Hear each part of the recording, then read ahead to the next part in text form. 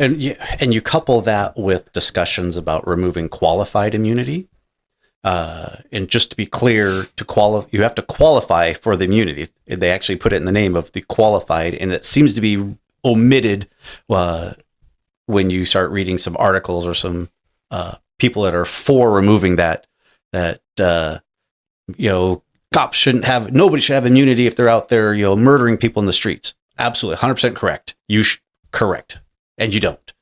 No. You have qualified immunity because you do what has been a standard practice, often for centuries, what the courts have already affirmed, and now there's something new that comes along. Technology has changed. Court opinions are ever evolving, and I like to tell people that an analogy is we're like an archer who has drawn the arrow back and perfectly aimed. The last arrow went right on the bullseye. Everything's perfect, setting up, and you shoot the arrow, and then someone goes and moves the target before it gets there, and then it's like, hey, why'd you miss the target?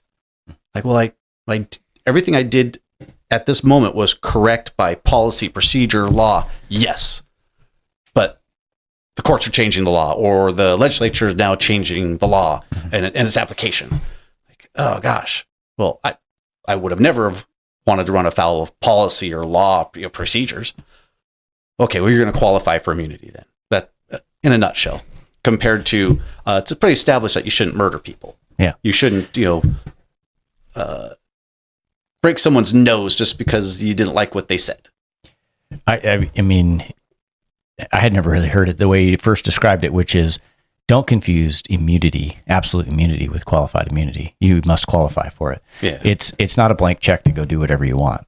It's that in review of the circumstances, you acted appropriately based in what you knew at the time to be law, policy, and ethics.